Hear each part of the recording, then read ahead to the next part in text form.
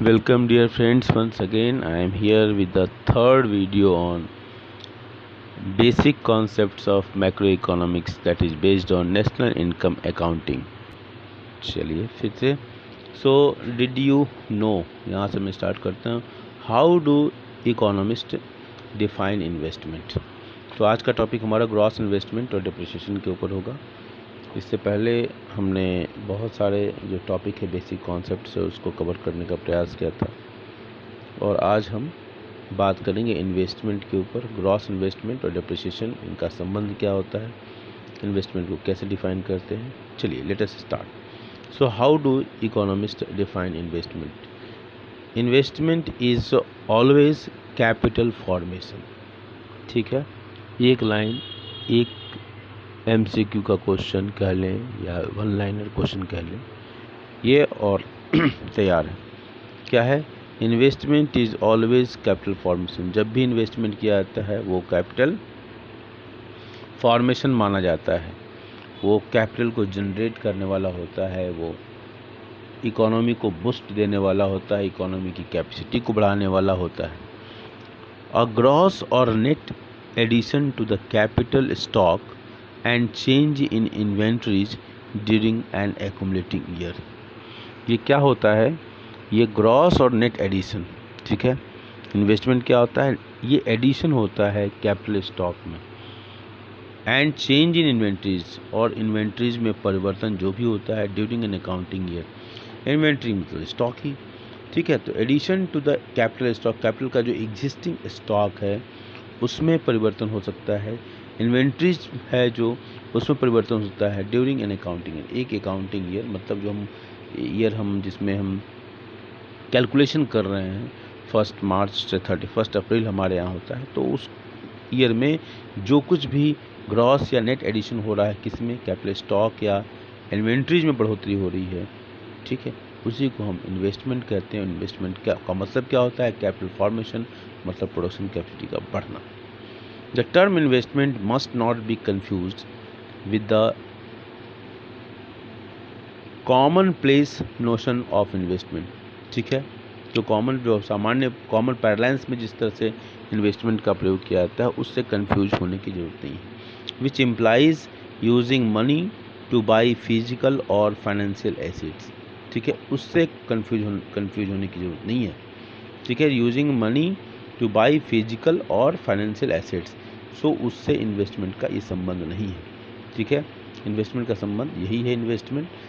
Thus, use of the term investment to denote purchase of shares or property or even having an insurance policy has nothing to do with how economists define investment। ये बिल्कुल clear कर दिया गया है कि investment का ये जो कॉमन पैरालाइंस है, जो हम कॉमन सामान्य जन की भाषा में जो प्रयोग करते हैं, this use of the term investment to denote purchase of shares और प्रॉपर्टी और even having an insurance policy has nothing to do with the how economist define investment. तो इन्वेस्टमेंट का मतलब क्या हुआ? Is always a capital formation और gross और net addition to capital stock and change in inventories during the accounting year. चलिए अब हम आगे पढ़ेंगे ग्रॉस इन्वेस्टमेंट और ग्रॉस डोमेस्टिक कैपिटल फॉर्मेशन।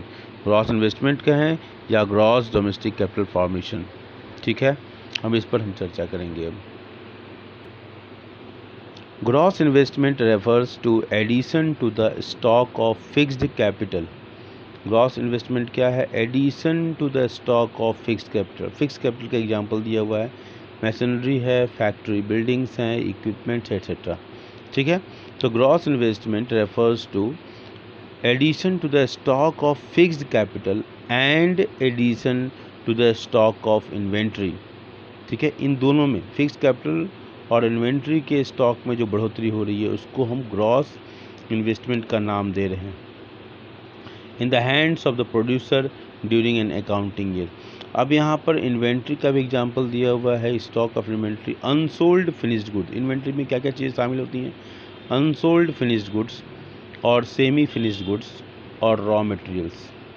ठीक है, ये सारी चीज़ें जो है हमारा किस में शामिल हो रहा है, ये शामिल हो रहा है ग्रॉस इसमें इन्वेंट्री में, इन्वेंट्री का ये पार्ट है। तो ग्रॉस इन्वेस्टमेंट क्या है, या तो स्टॉक ऑफ फिक्स्ड कैपिटल में बढ़ोतरी हो जाए और या तो इसमें बढ़ोतरी हो जाए, ठीक है। इन दोनों को मिलाकर हम ग्रॉस इन्वेस्टमेंट कर रहे हैं। मतलब इसको भी जोड़ेंगे, जब न्यूमेरिकल क्वेश्चन करेंगे तो आप देखेंगे इसको भी जोड़ना है, और addition to the stock of inventories. Inventories का हिस्सा क्या होगा, अनसोल्ड फिनिश्ड गुड्स, कुछ गुड्स जो है अनसोल्ड फिनिश्ड है, मतलब तैयार है लेकिन बिका नहीं है मार्केट में। सेमी फिनिश्ड गुड्स, आधा बना हुआ है, जैसे शर्ट है, मान लीजिए शर्ट का एक बाँह बन गया है, दूसरा बाँह भी बचा हुआ है, तो सेमी फिनिश्ड में आ जाएगा। रॉ मटेरियल है, ठीक है, तो कपड़ा हो गया raw material. In the hands of the producers during an accounting year. अब इसी को हम इक्वेशन के फॉर्म में, gross investment is equal to fix investment plus inventory investment, ये इक्वेशन के फॉर्म में आ गया।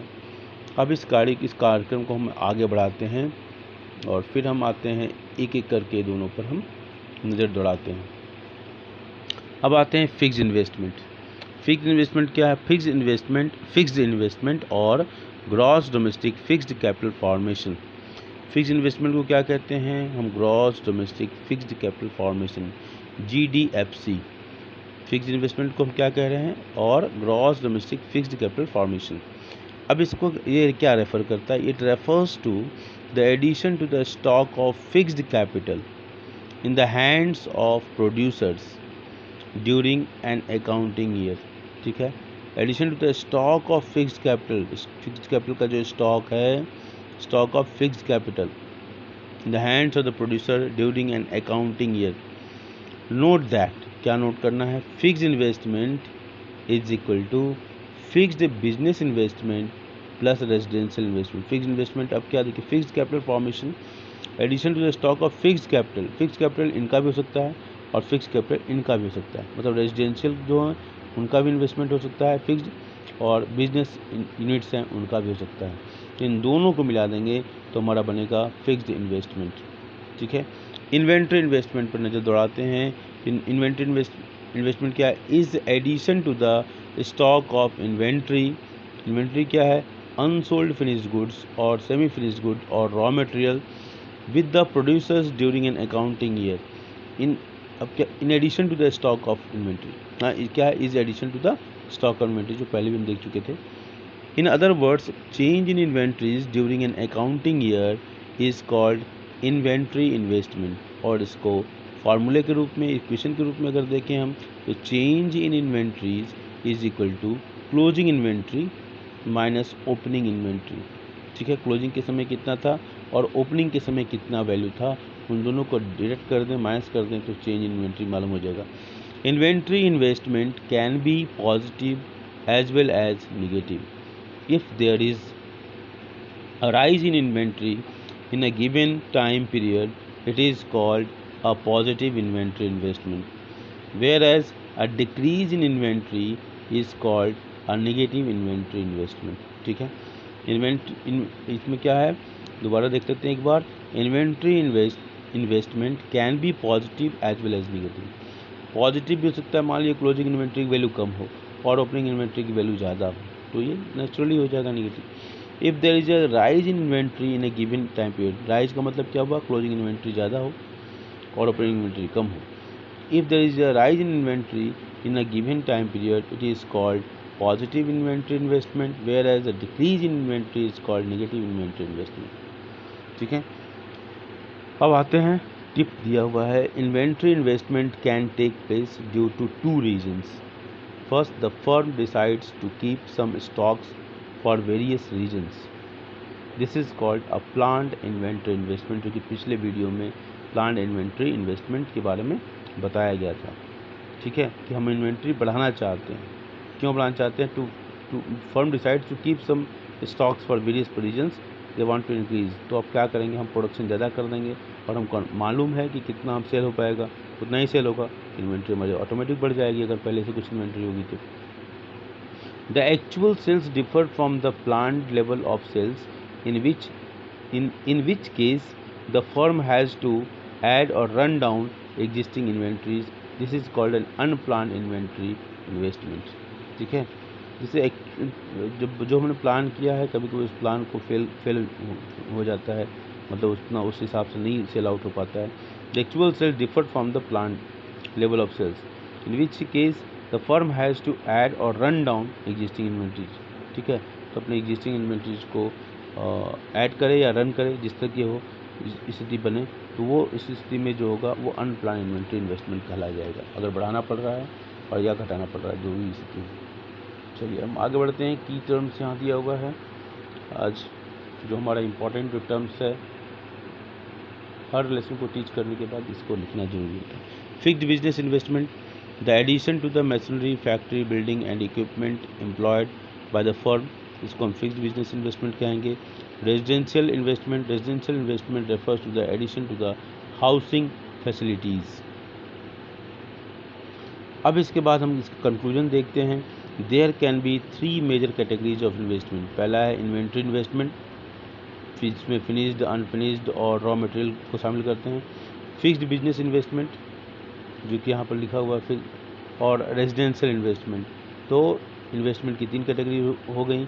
इन्वेंट्री इन्वेस्टमेंट, इसके 3 कंपोनेंट हो गए, finished, unfinished and unsold stock. Sorry, पहले गलत बोल दिया था, unsold stock, unsold stock finished लेकिन है अनसोल्ड, दिखा नहीं है, वो हो जाएगा। इसके बाद है सेमी फिनिश्ड गुड, ठीक है, जो कि आधा अधूरा बना हुआ है, और एक रॉ मटेरियल। ये 3 कंपोनेंट है, पहले हमने बोला था, गलत बोला था। फिक्स्ड बिजनेस इन्वेस्टमेंट और रेजिडेंशियल इन्वेस्टमेंट। अब इसके बाद हम आते हैं अगली कड़ी में, डेप्रिसिएशन। ठीक है, घिसावट, जो वियर एंड टियर होता है प्रोडक्ट मशीनों में, तो उसके ऊपर हम फोकस करेंगे और देखते हैं इसको हम किस तरीके से समझ सकते हैं। We know that the capital goods constitute a part of gross investment of an economy. ठीक है, we know that capital goods constitute a part of gross investment of an economy. ठीक है, तो capital goods जो होता है, जो gross investment का एक हिस्सा है। These may be machines, tools and implements, buildings, office space, storehouses or infrastructure like roads, bridges, airports और jetties. ओके, ये सब सारी चीज़ें होंगी। But all the capital goods produced in a year don't constitute an addition to the capital stock already existing. ठीक है, तो ये ध्यान लेना है कि these may be machines, tools and implements, building, office space, storehouse और infrastructure like roads, bridges, airports और jets, but all the capital goods produced in a year don't constitute an addition to the capital stock already existing. ठीक है, इसमें सभी जो addition हो ऐसा कोई जरूरी नहीं। A significant part of current output of capital goods goes in maintaining or replacing part of the existing stock of capital goods. जो existing stock है capital goods का, उसमें से कुछ हिस्सा उसको रिप्लेस करने की ज़रूरत पड़ सकती है, उसको रिपेयर करने की ज़रूरत पड़ सकती है। ठीक है, This is because the already existing capital stock suffers wear and tear and needs maintenance and replacement. Thus, a part of the capital goods produced this year goes for replacement of existing capital goods and is not an addition to the stock of capital goods already existing, and its value needs to be subtracted from gross investment to arrive at the measure for net investment. इसको हम देखते हैं क्या कहता है ये, कि this a part of the capital goods, एक हिस्सा, कैपिटल गुड्स का जो एक हिस्सा है, प्रोड्यूस दिस ईयर, इस साल जिसका प्रोडक्शन किया गया, for replacement of existing capital goods, वो जो एग्जिस्टिंग कैपिटल गुड्स है उसको रिप्लेस किया है, and is not an addition to the stock of capital goods. ठीक है, वो एडिशन नहीं है क्योंकि उसको रिप्लेस किया गया है existing, and its value needs to be subtracted from the gross investment, और इसकी वैल्यू को ग्रॉस इन्वेस्टमेंट में से घटाए जाने की ज़रूरत होगी to arrive at the measure for net investment. तो नेट इन्वेस्टमेंट की वैल्यू को जानने के लिए कि वास्तव में कितना हुआ, क्योंकि एग्जिस्टिंग जो कैपिटल था उसको हटाया गया, हाँ, ग्रॉस इन्वेस्टमेंट में से, जो ग्रॉस इन्वेस्टमेंट का हिस्सा था उसको रिप्लेस किया गया है नई मशीनरी से। तो ग्रॉस इन्वेस्टमेंट में से जो रिप्लेसमेंट हुआ है वियर एंड टियर की वजह से, तो वियर एंड टियर की वजह से जो रिप्लेसमेंट हो रहा है, तो ग्रॉस माइनस नई मशीनरी का जो वैल्यू है उसको माइनस कर देंगे, तो जो वैल्यू आएगा वो हमारा वियर एंड टियर का रिजल्ट होगा, मतलब डेप्रिसिएशन होगा। This deletion which is made from the value of gross investment in order to accommodate regular wear and tear of capital is called depreciation.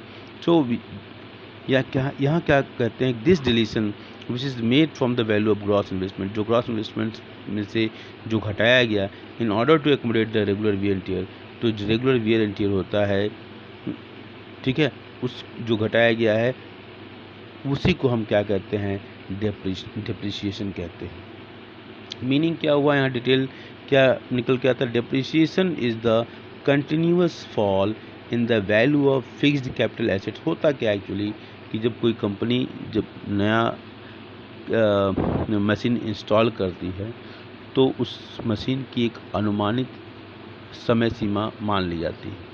जैसे 1 लाख रुपए की मशीन है तो हर साल कंपनी अपना एक फ़ंड बना लेती है, डिप्रिसिएशन रिजर्व फंड जिसको कहते हैं, और उसको 10% जो भी ये कंपनी का एक रूल होगा कितने साल बाद वो रिप्लेस हो जाए, उतना फ़ंड वो इकट्ठा कर लेगी कि जब तक 10 साल में इतना फ़ंड हो जाए कि कंपनी को जब रिप्लेस करना हो तो एक एक्स्ट्रा बर्डन ना हो कंपनी को, और कंपनी का जो प्रोडक्शन का जो प्रोसेस है वो रुके नहीं और नई मशीन को रिप्लेस कर दें।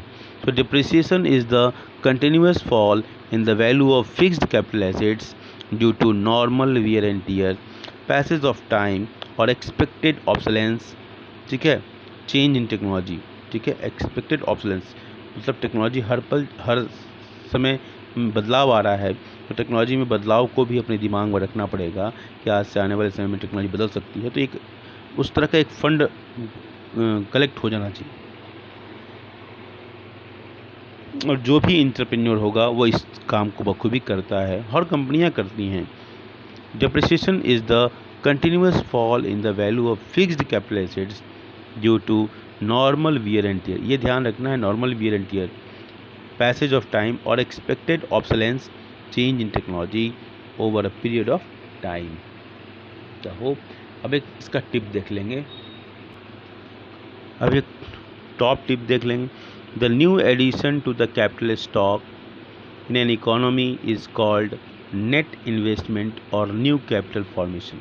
ध्यान देंगे, the new addition to capital stock in an economy is called net investment और न्यू कैपिटल फॉर्मेशन। इक्वेशन के रूप में देखें, net investment is equal to gross investment minus depreciation, ठीक है।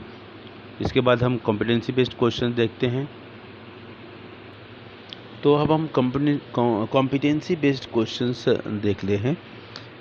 Gross investment is always greater than net investment, ये तो बिल्कुल कॉमन सेंस वाली बात है। Gross investment is always greater than net investment, defend और refute the given statement with valid arguments, ये क्वेश्चन है। तो लेकिन आप ये गो थ्रू नहीं रखेंगे तो इस क्वेश्चन में भी कन्फ्यूजन हो जाएगा। ग्रॉस इन्वेस्टमेंट जो है वो हमेशा नेट इन्वेस्टमेंट से बड़ा होता है, इस आर्गूमेंट को आपको डिफेंड करना है या एग्री करना है या डिसएग्री करना है विद द वैलिड आर्गूमेंट्स, ठीक है। The given statement is refuted, ठीक है।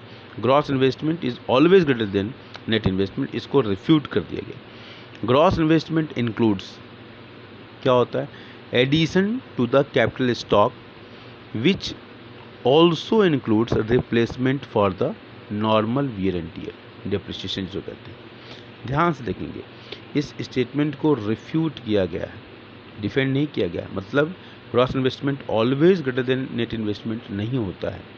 इसको आर्गूमेंट क्या दिया गया, the given statement is refuted. Gross investment include, gross investment component क्या है, तो ग्रॉस इन्वेस्टमेंट क्या होता है, नेट इन्वेस्टमेंट और डेप्रिसिएशन दोनों को जोड़ेंगे तब आपका ग्रॉस इन्वेस्टमेंट बनता है, ठीक है। Gross investment includes addition to the capital stock which also includes replacement for the normal wear and tear, जिसको हम डेप्रिसिएशन कहते हैं। तो addition to the capital stocks होता है विच ऑल्सो इंक्लूड, उसमें शामिल क्या होता है, includes replacement for the normal wear and tear depreciation. Whereas addition to the capital stock in an economy is measured by net investment, ठीक है। Whereas addition to the capital stock को कैसे measure किया जाता है? In economy is measured by net investment. So in an accounting sense, if the value of depreciation becomes zero, value of depreciation becomes zero, then gross investment will be equal to net investment। ठीक है, क्योंकि net investment का formula के equation क्या है? Net investment is equal to gross investment minus depreciation. और अगर मान लीजिए नेट इन्वेस्टमेंट इधर है इक्वल के और डेप्रिसिएशन को अगर जीरो कर दें तो नेट इन्वेस्टमेंट और ग्रॉस इन्वेस्टमेंट बराबर होता है, तो ये कहना तो सही नहीं होगा कि gross investment is always greater than net investment.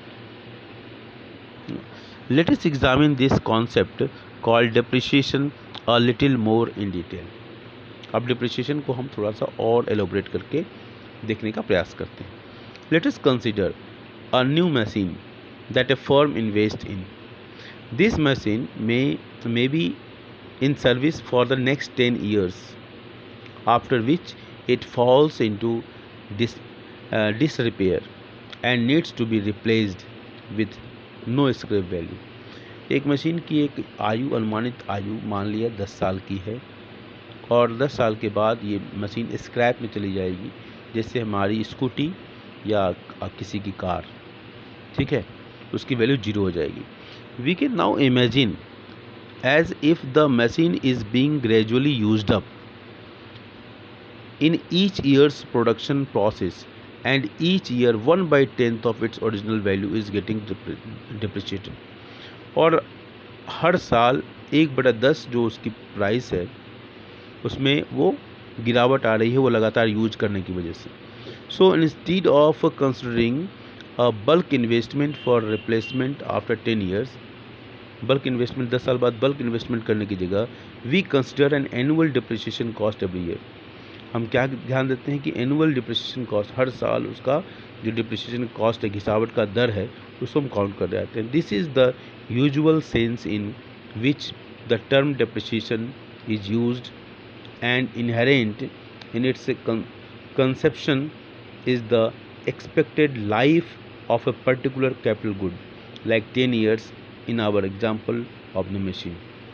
So this is the usual sense in which the term depreciation is used, and inherent in its conception is the expected life of a particular capital goods।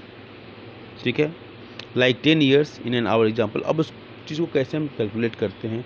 Depreciation on fixed capital assets, depreciation on fixed capital assets क्या होता है?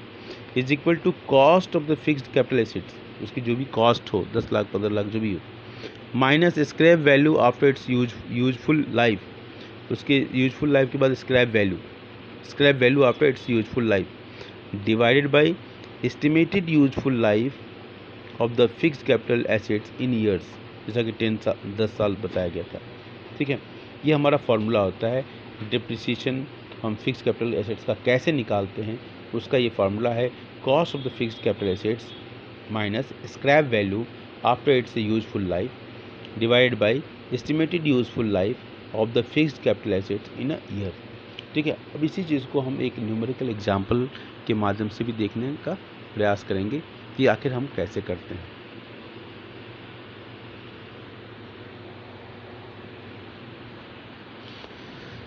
Suppose a new machine is purchased for rupees 20 lakhs, having useful life of service 10 years, after which its value into disrepair and needs to be replaced। 10 साल के बाद उसको replace करना। Suppose the scrap value of the machine will be nil in 10 years। 10 साल बाद उसकी scrap value 0 हो जाती है। Therefore depreciation on the machine 20 lakhs minus 0, जैसा कि आप फॉर्मूला देखिए, cost of the fixed capital assets 20 lakhs, scrap value after it's useful use 0, minus estimated useful life of the fixed capital asset in years 10 years, 20 minus 0 by 10, 2 lakhs per year। Thus the machine is gradually used up in each year's production process, and each year 1/10 of its original value, 1/10, 20 का 1/10 2 lakhs, original value is, that is rupees 2 lakhs, gets depreciated। So instead of considering a bulk investment for replacement after 10 years, we consider N annual depreciation cost every year. तो इस तरीके से हम इसका depreciation निकालते हैं। अब इसको कुछ और एग्जाम्पल के बाद हम देखते हैं तो और क्लैरिटी आएगी। देखिए आपके सामने एक न्यूमेरिकल एग्जाम्पल दिया हुआ है। Calculate depreciation on capital assets from the following data. दिया हुआ पर्टिकुलर से हमारे सामने capital value of the asset दिया हुआ है 1000, estimated life of the assets 20 years, scrap value nil. ठीक है, अब इसको आप सॉल्व करेंगे और इसका आंसर मैं लास्ट में बताऊंगा। Definition of depreciation.